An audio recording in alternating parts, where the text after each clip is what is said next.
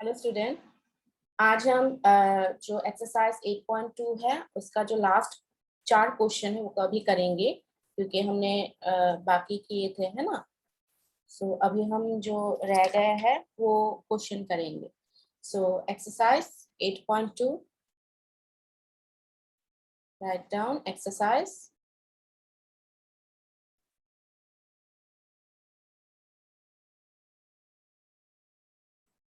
Eight point two continue होगा।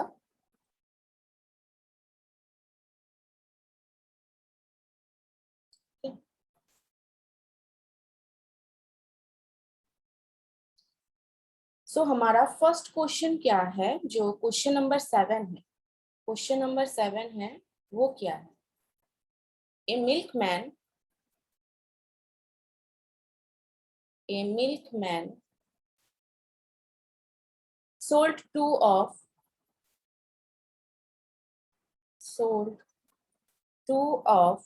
his buffaloes. His buffaloes. His buffaloes for rupees 20,000 each.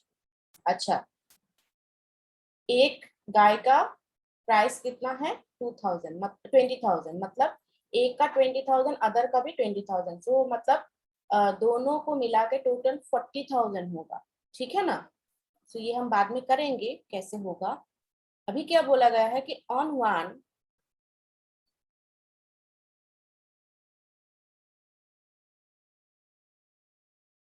one he made a gain. He made a gain of 5%, and on the other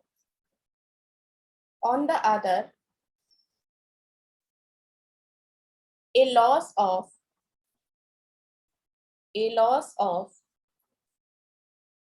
10%। अच्छा, एक में उसका gain हुआ है, मतलब profit हुआ है 5% एक गाय में, और एक गाय जो खरीदा उसमें उसको 10% लॉस हुआ है।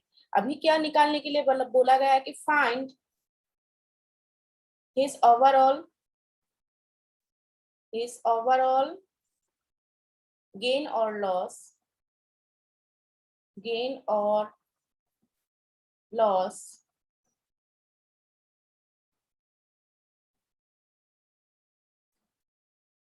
सो यहाँ पे दिया गया है कि हिंट्स दिया गया है कि फाइंड सीपी ईच, सभी का कॉस्ट प्राइस निकालने के लिए बोला गया है, तभी हम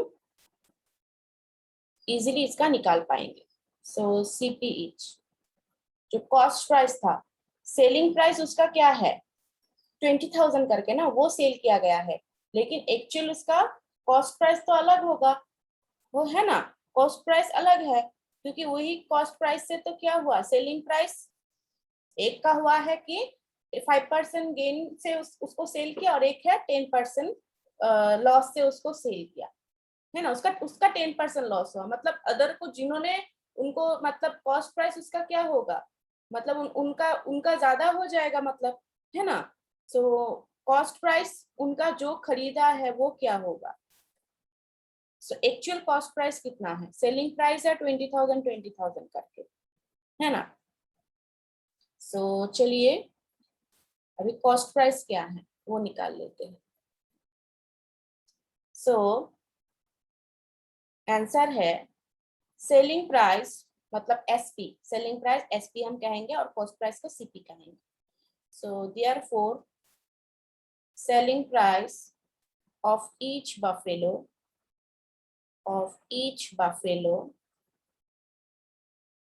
सेलिंग प्राइस है 20,000 करके, है ना। सो रुपीज 20,000 करके ये सेलिंग प्राइस है। द मिल्कमेड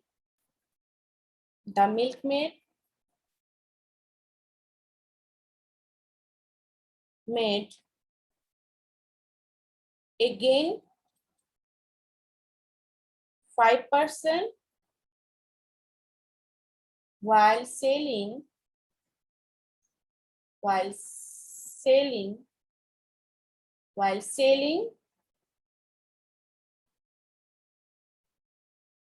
1 बफेलो, एक बफेलो उसने क्या हुआ, उसका प्रॉफिट ही हुआ है ना।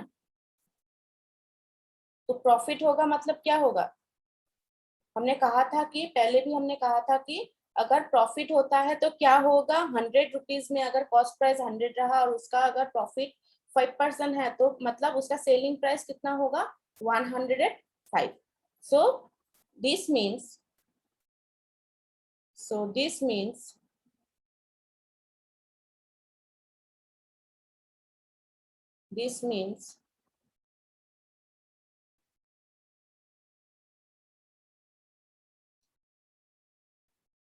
if CP is rupees 100, then SP मतलब सेलिंग प्राइस इज रुपीज कितना होगा, अगर सीपी अगर 100 हुआ देन एसपी क्या हो जाएगा, 5% क्या हुआ था, गेन हुआ था ना, तो rupees 105। Okay, so therefore CP of 1 buffalo अगर गेन हुआ तो क्या होगा, इसका सीपी क्या हो जाएगा, रुपीज कितने का, सेलिंग प्राइस था 20,000 है ना, उसमें से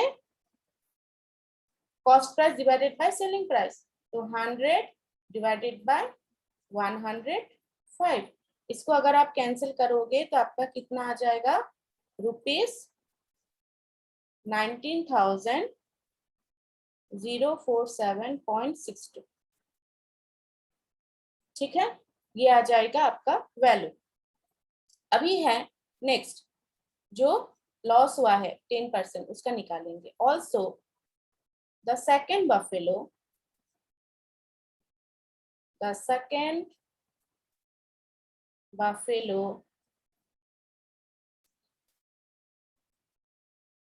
was sold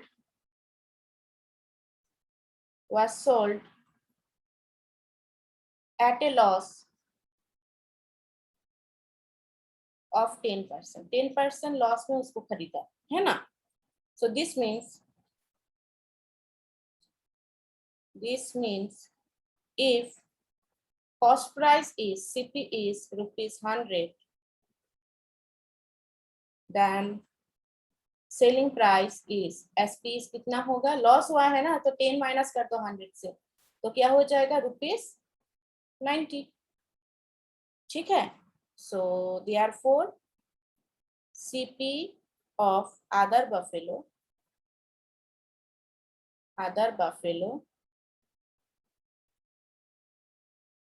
क्या हो जाएगा, रुपीज 20,000 मल्टीप्लाई 100 डिवाइडेड बाय 90 मतलब cost price divided by selling price. तो इसको अगर हम 0 0 सब कैंसिल करेंगे कितना आ जाएगा, रुपीज 2222 मतलब 22,222.22 मतलब ये अप्रोक्स वैल्यू आ जाएगा। ठीक है, so therefore total cost price मतलब सीपी कितना होगा, दोनों को प्लस कर दो, so rupees 19,047.62 plus rupees 22,222.22, so equal कितना आ जाएगा, इनको अगर हम प्लस करेंगे तो रुपीज 41,269.84 आ जाएगा। ठीक है, नेक्स्ट पेज में जा रहे हैं। सो एसपी कितना होगा, सो टोटल एसपी कितना होगा, रुपीज 20,000 प्लस रुपीज 20,000। सो कितना आ जाएगा टोटल 40,000। मैंने कहा था कि दोनों का कॉस्ट सेलिंग प्राइस जो है कितना होगा 40,000 हो जाएगा, है ना। तो अभी लॉस कितना हुआ है, क्योंकि उसने खरीदा कितना में, यहाँ पे खरीदा कितना में, उसने 41,000 मतलब उसका कॉस्ट था, उसका मतलब कॉस्ट था, कॉस्ट प्राइस था 41,269.84, है ना। सो सेलिंग प्राइस है 40,000, मतलब उसका लॉस हुआ है, उसने लॉस में खरीदा इसको, तो इसीलिए उसका लॉस कितना हुआ है 1,000, सब्ट्रैक्ट अगर कर देंगे तो 1,269.84 आ जाएगा। सो कर लेते हैं 41,269.84, ये टोटल है ना कॉस्ट प्राइस का, माइनस सेलिंग प्राइस कितना है ₹40,000। सो कितना आ जाएगा ₹1269.84। सो उसका लॉस कितना हुआ है मिल्कमैन का ओवरऑल 1269.84। ठीक है। नेक्स्ट क्वेश्चन है क्वेश्चन नंबर 8। क्वेश्चन नंबर 8 में क्या दिया गया है, the price of A TV is rupees 13,000. The sales tax charge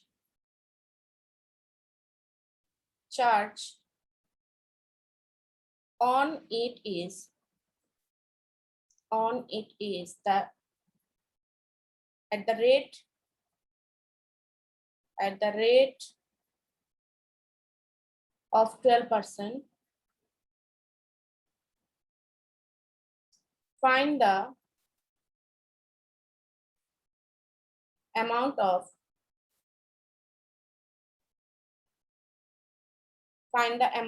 that we know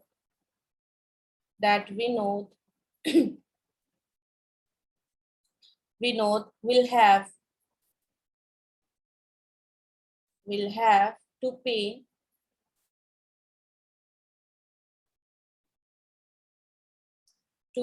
if he buys it.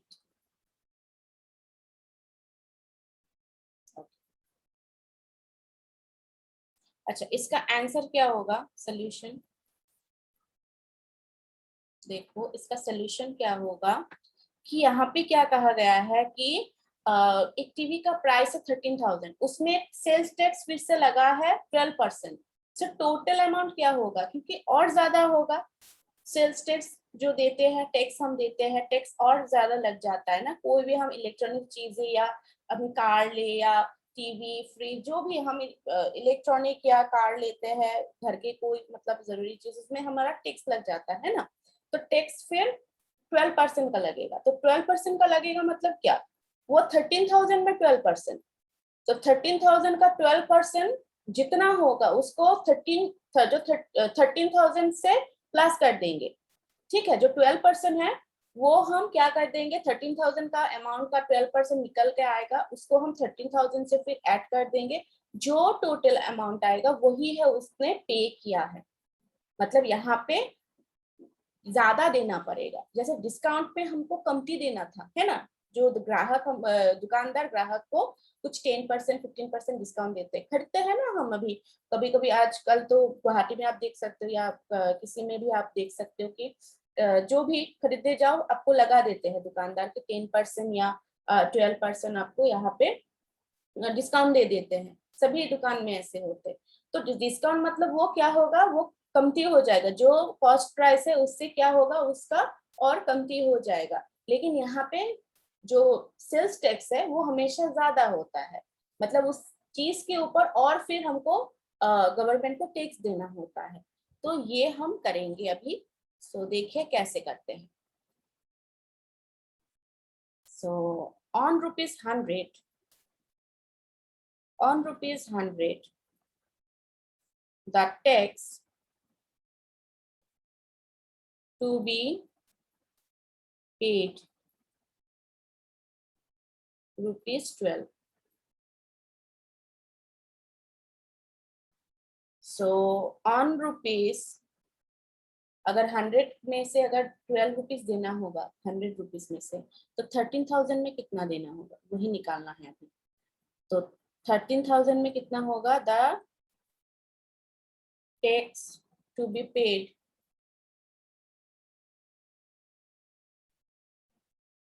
Will be, कितना होगा, ₹12/100, मतलब 12% ऑफ 13,000 है ना, ये था। तो इसको अगर 100 100 कैंसिल हो जाएगा, 0 0, इसका 2 0, इसका 2 0, तो 12 13 जा कितना आ जाएगा हमारा, 1560, सॉरी 1560 था,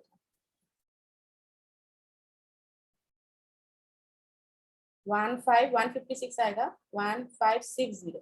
ये हो गया हमारा जो सेल्स टैक्स देना होगा रुपीस, ये हमको सेल्स टैक्स देना होगा। सो रिक्वायर्ड अमाउंट क्या होगा, देयरफॉर रिक्वायर्ड अमाउंट, क्या होगा, cost plus sales tax equal ₹13,000 plus ₹13,000 के साथ 1,560 क्या हो जाएगा, प्लस हो जाएगा सेल्स टैक्स। तो टोटल अभी कितना आ जाएगा हमारा, 14,000 आ जाएगा, है ना।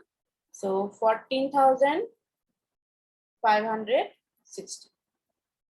सो ये हो गया हमारा जो टोटल उसको पेड करना पड़ेगा विनोद को, ये हो गया, ठीक है। नेक्स्ट है question number 9। Okay,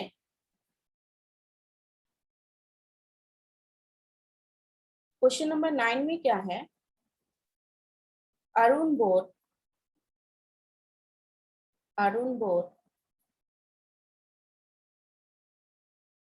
a pair of sketch at a sale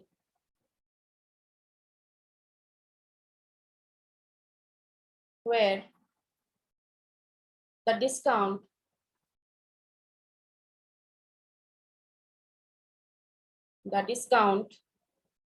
given us 20%. If the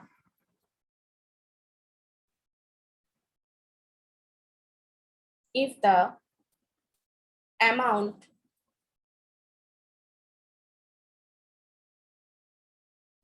he pay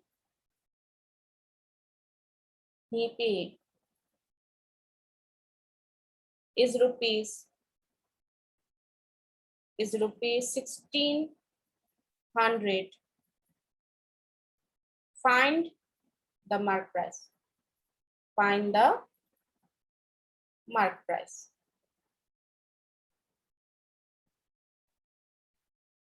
अच्छा, क्या बोला गया कि Arun bought a pair of sketches at a sale where the discount given was 20%। अभी 20% डिस्काउंट में उसने खरीदा, मतलब कमती में खरीदा, जो मार्क प्राइस होगा उससे उसने कमती में खरीदा।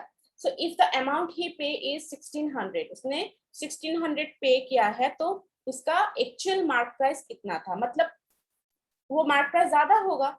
सो चलिए करते हैं, ऐसे क्वेश्चन आएंगे तो कैसे करेंगे। सो सोल्यूशन, सो इसका क्या है, let the mark price x ले लेते हैं क्योंकि हमको पता नहीं है। Let the mark price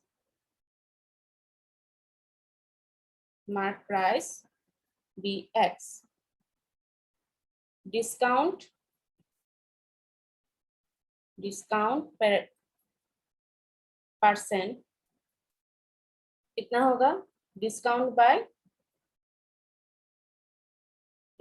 by mark price mark price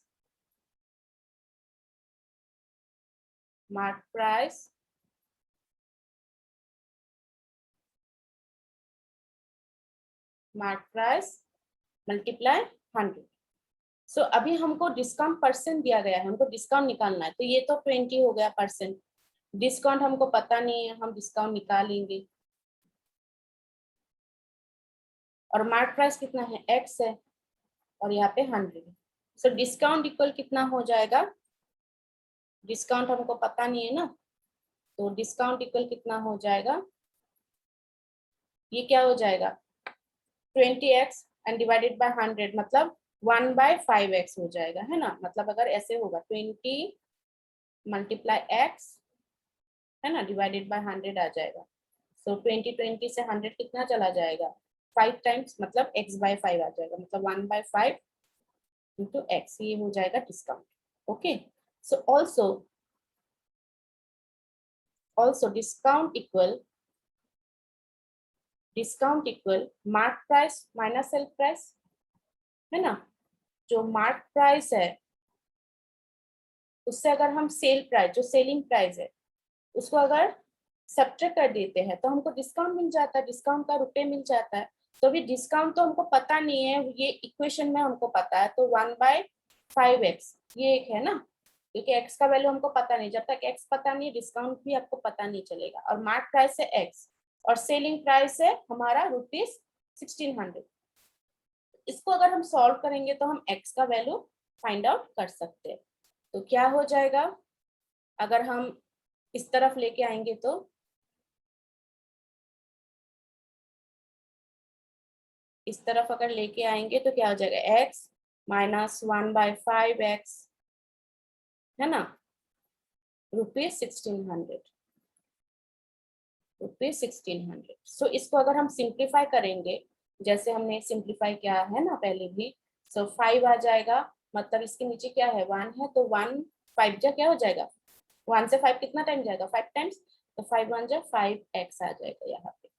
और यहाँ पे तो नीचे क्या है 5 है, यहाँ पे भी 5 है, सो सिर्फ सेम ही रहेगा, तो x, ठीक है। सो ₹1600। सो 5x से माइनस x चला गया, मतलब 4x/5 ₹1600।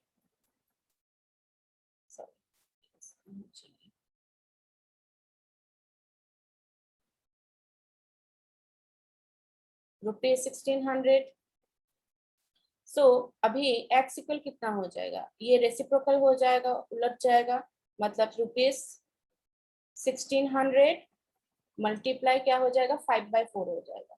अभी देखो इससे क्या कैंसिल हो जाएगा, 4 से 4 एंड 0 0 रह गया, तो कितना आ गया रुपीस, कितना आ गया 2000। मतलब उसका जो मेन जो मार्क प्राइस है, सो देयरफॉर मार्क प्राइस कितना हो जाएगा, जो एक्चुअल मार्क प्राइस है वो कितना हो जाएगा ₹2000।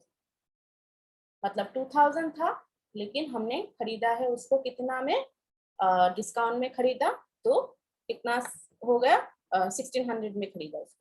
नेक्स्ट है last question, question number 10। I purchased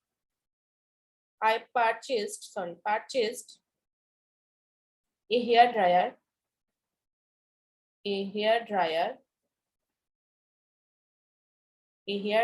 for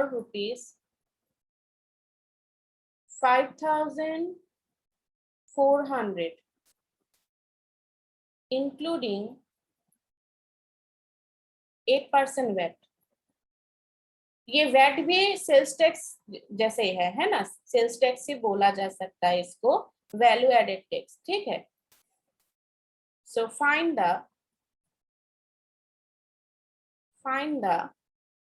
price before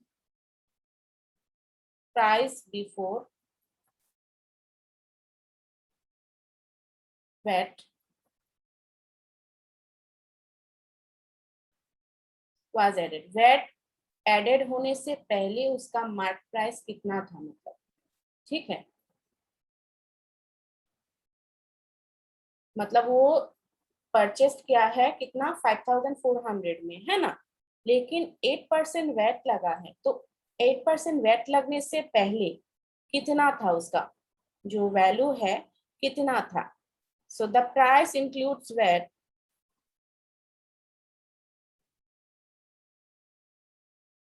the price, जो प्राइस है वो वैट के साथ इंक्लूडेड है, include VAT.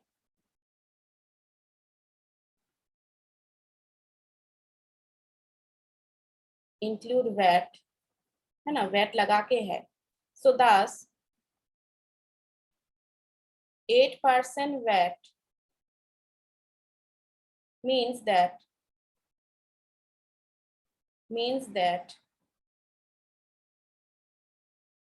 if the price without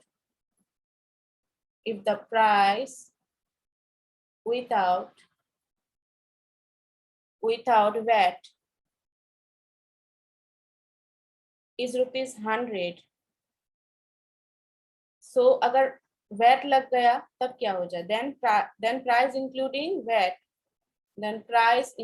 VAT ज्यादा हो जाएगा, including VAT will be ₹108, है ना, 8 प्लस हो जाएगा, ठीक है ना। सो when price including VAT is ₹108, original price कितना होगा, ₹100। सो नेक्स्ट पेज में जा रहे हैं। सो नेक्स्ट पेज में क्या होगा, नेक्स्ट पेज में क्या होगा कि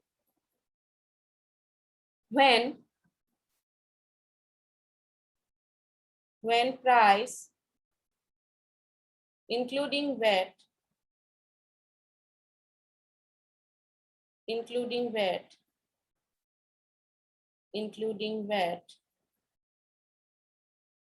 is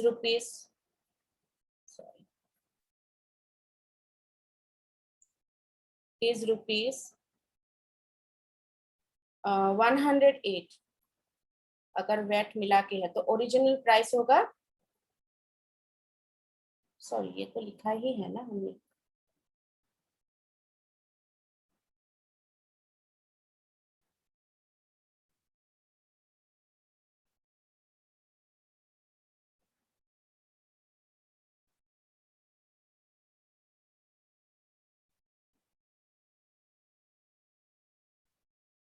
सो क्या हो जाएगा कि when price including VAT is rupees, when price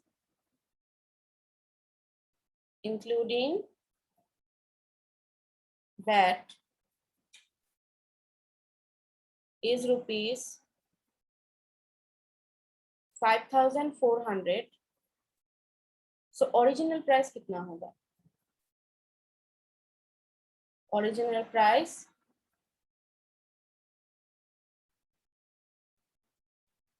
₹100 divided by 108 multiply 5,400, है ना। अभी इसको अगर कैंसिल करेंगे तो कितना आ जाएगा हमारा, ₹108 से 540 कितना टाइम जाएगा, 5 टाइम जाएगा, ठीक है, और ये 0 रह गया, है ना। तो 5 × 100 कितना हो जाएगा, 50, मतलब 50 × 100 कितना हो जाएगा, 5,000। सो उसका एक्चुअल जो प्राइस है, जो मार्क प्राइस है वो 5,000 है, उसमें वैट लग के 8% लगा के 5,400 होगा। तो ऐसे करके आपको सारे और क्वेश्चन करने हैं, ठीक है ना, जो रह गया है ऊपर में वो आपको करने हैं। सो आज के लिए इतना ही, और जो करने के लिए दिए गए हैं वो आप लोग प्लीज प्रैक्टिस करना, ठीक है। So thank you, bye bye.